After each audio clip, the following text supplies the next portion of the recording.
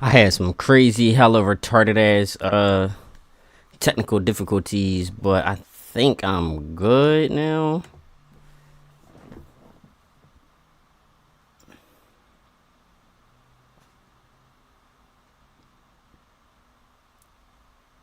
Crazy, hella retarded ass technical difficulties, but I think I'm stop, good now. like facing the play with his back to the boards. So why is that?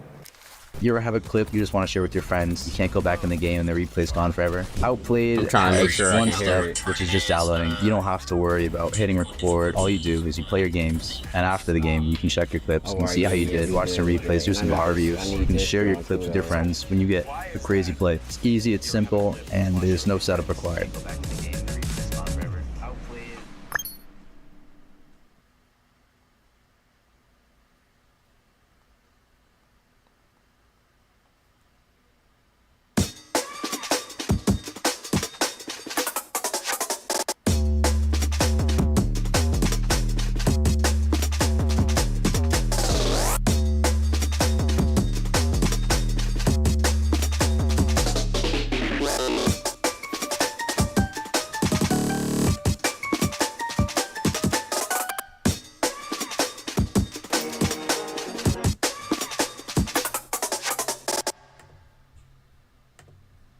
Ingenious.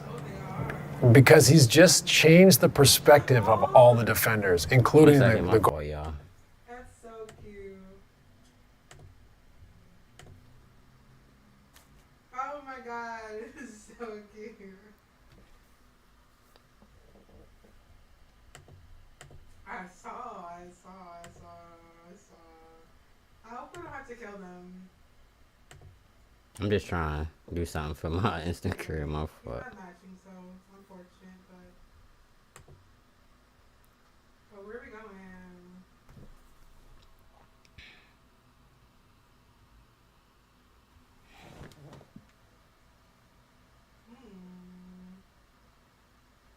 Okay.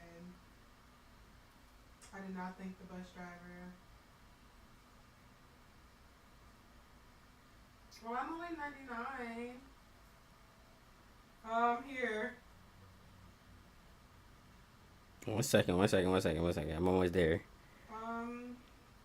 Lisa!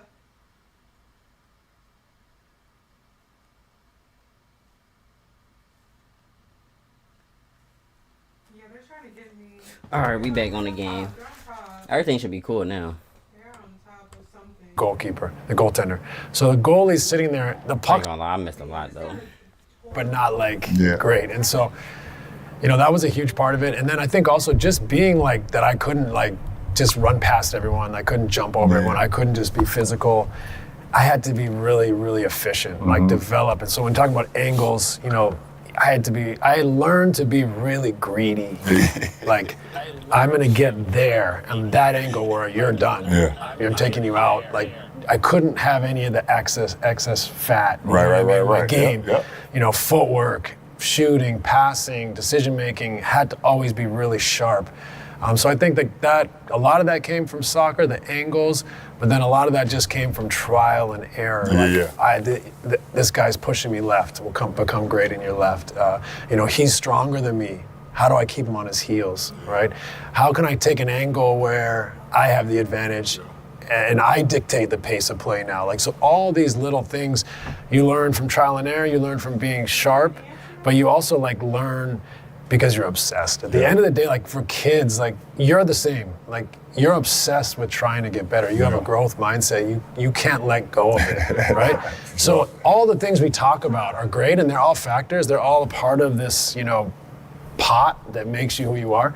But the one that really I think transcends, like for all the great players in sport, is they are obsessed with performance. Yeah, for sure. Obsessed with getting better. And funny, while we're on angles, it's funny because I feel like you mastered the angle of the baseline when you played. And it became a thing called the fucking Nash dribble. When did that become a thing? Or was it just always a part of your game? Yeah. Because we both know, like, some guys get there on the baseline and it becomes like the deep water of the pool. Right. Guys are Panic. The panic. Yeah. Step out of bounds or Yeah. panic, and I I need to get back out to the perimeter. Force a shot. Yeah, force a shot. You behind the basket. You don't quite know. You turn the ball over. Like, when did the Nash dribble become like a staple for you? You know, it's a great question. Like, I don't remember when I started doing it. You know, I will say this though. I grew up, like, Wayne Gretzky was my hero when I was a kid, one of my heroes. And for anyone who watched hockey, he used to skate behind the net and stop, like facing the play with his back to the boards. So why is that ingenious? Because he's just changed the perspective of all the defenders, including the goalkeeper, the goaltender. So the goalie's sitting there, the puck stopped behind him. So when he does this, what does he see?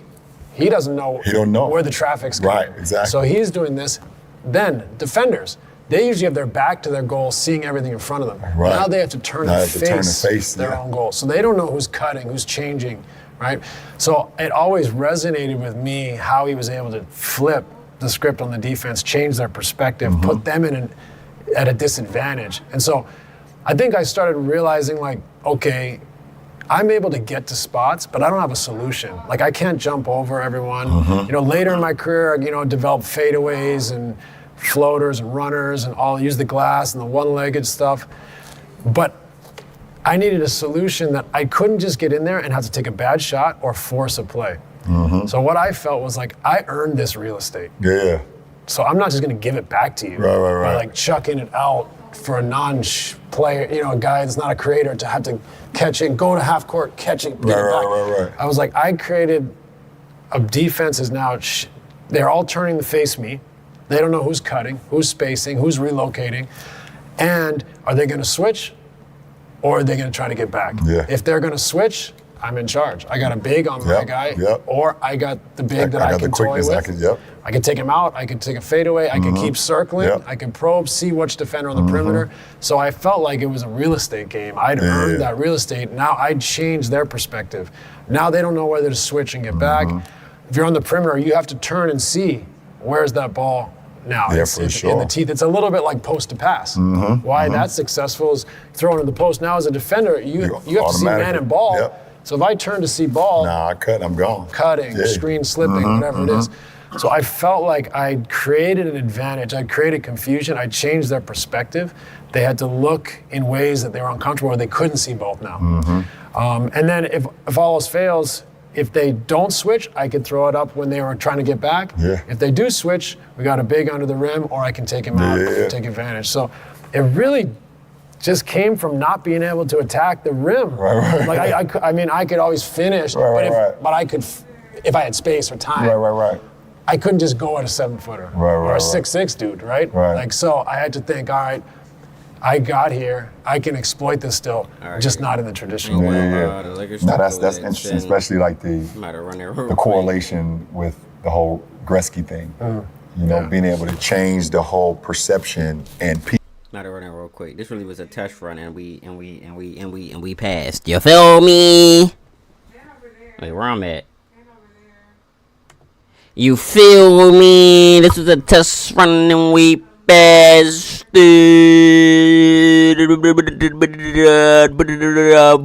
Booyaka, 619. I hear voices in my head. They come to me. They tell me things that I must do. They show me things I'll do to you. They talk to me. Talk to me. Talk to me. Talk to me. They talk to me. Talk to me. Talk to me. Talk to me.